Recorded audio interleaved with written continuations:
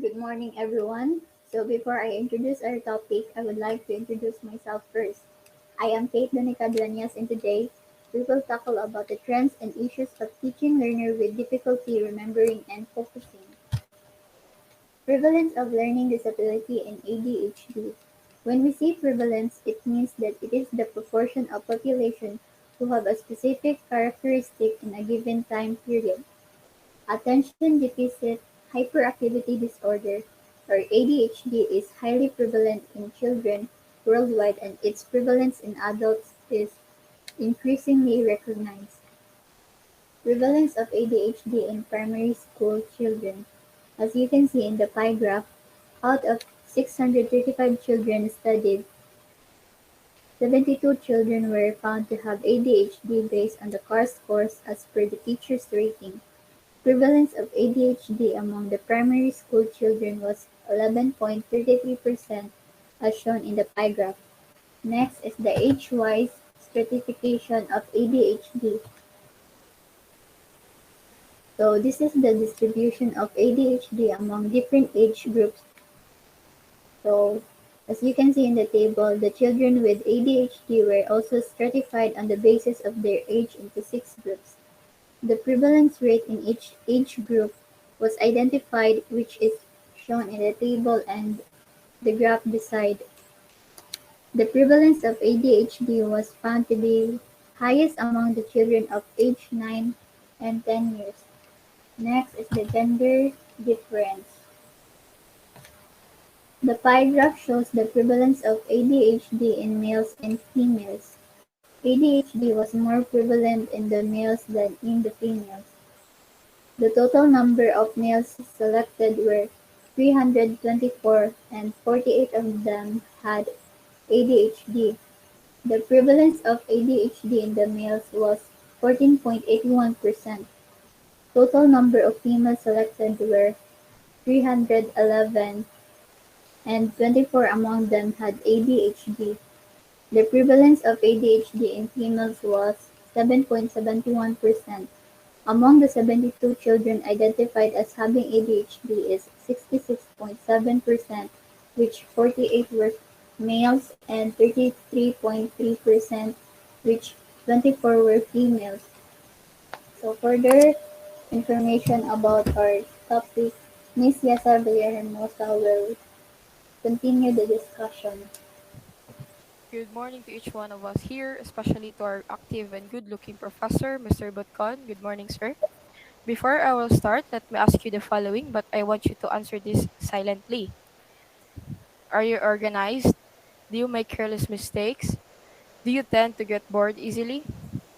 If most of your answer is yes, then you must listen to my report for you to have an idea of the results of your answers. I am tasked to report about learning disabilities, focusing on ADD and ADHD and their symptoms for our awareness.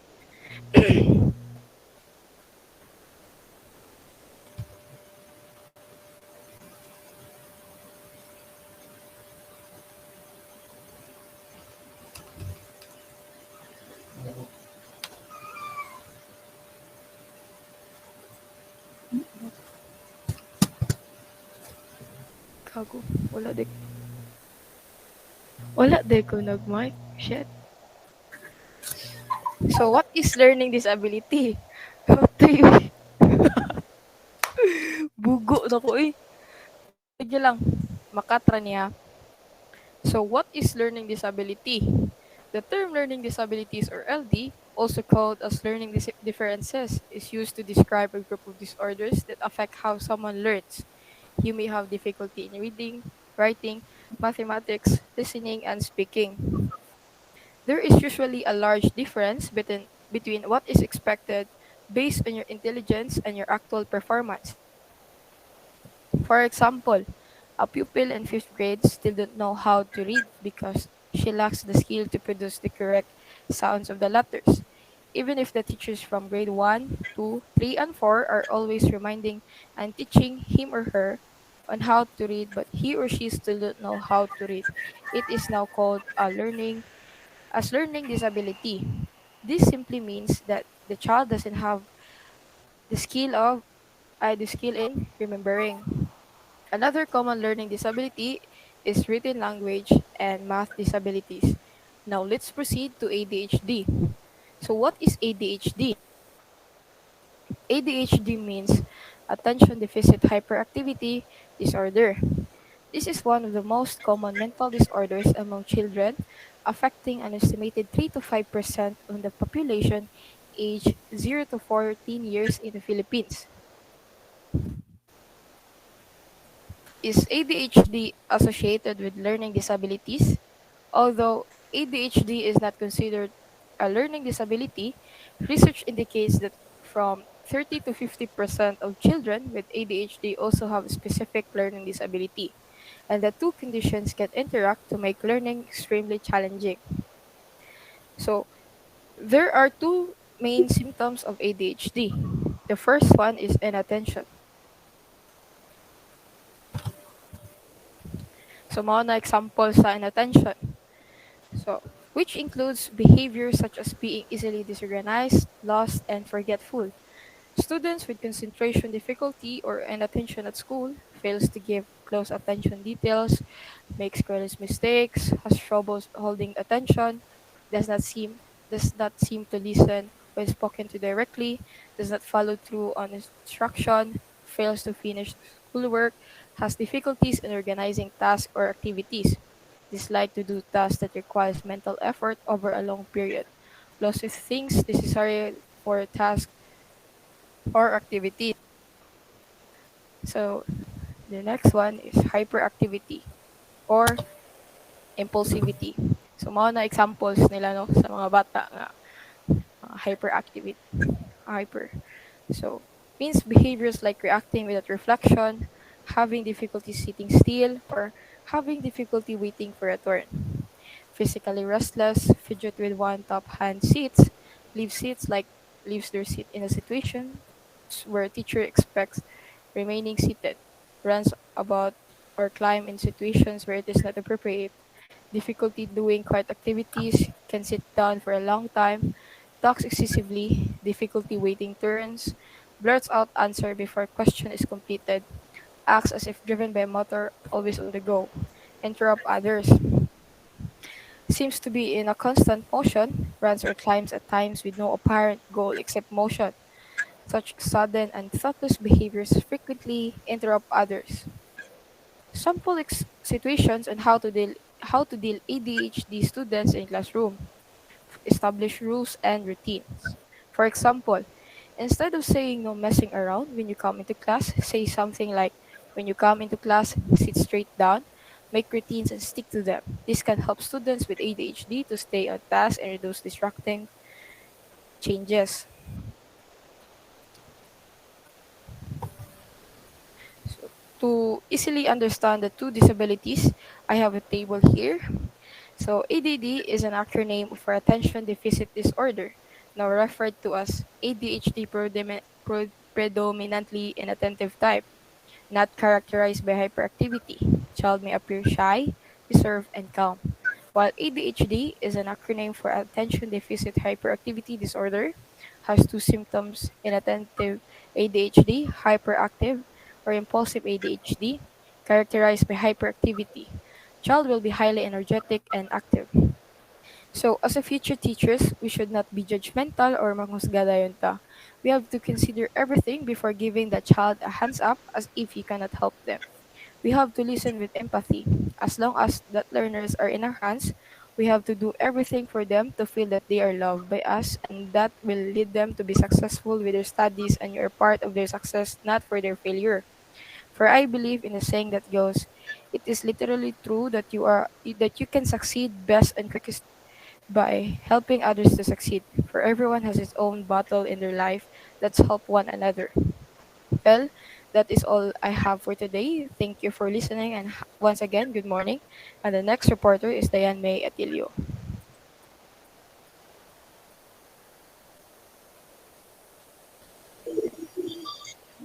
Good morning, Sir Butkan. Good morning, everyone. Once again, I will introduce myself. My name is Dayan Mayatilio. So today I will be tackle about support services and the three types of support services. Support services for students with learning disability and ADHD. Support services are crucial as well for the success of the program.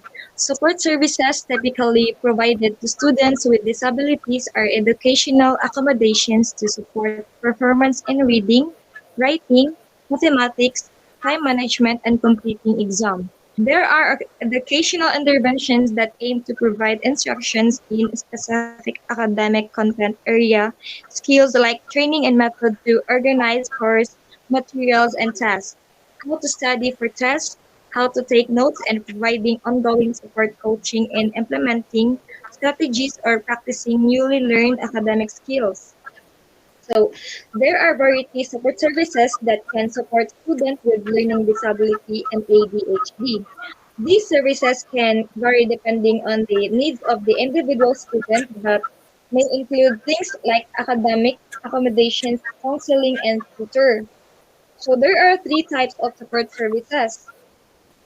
So there are three types of support services, which are the tutoring, coaching, academic advising. The first one is tutoring. The students given opportunity to avail of individual or small group tutoring services on as-needed basis. So this is so nakapakita nga ka ng short clip. So this is the short clip example of tutoring that has autism spectrum disorder. Yay! Good job! Two, three. Last one. Yay! Awesome! The second one is coaching. The students were given an access to coaching center on as needed basis. ADHD coaching is a service that has gained increasing interest as an intervention that may help individuals improve their executive functioning skills and enhance their self-regulations. Like kani ako ipakita nga short clip video nga na ay autism spectrum disorder na student nga gi-coach siya sa isa ka sped teacher. Three, four. Last one. And one. Yay! Amazing. Two, three, four, five. Yay! Five orange pens. Last one is academic advising. The students were invited to attend weekly academic to reflect their assigned advisors. So academic skills advisors should also be ready to help students with ADHD learn or relearn how to appropriately take notes and study. So advising students with any mental issue is likely to be deeply personal experience. It can be daunting to try and help a student who is struggling with or working through something that the advisor may or may not understand intuitively.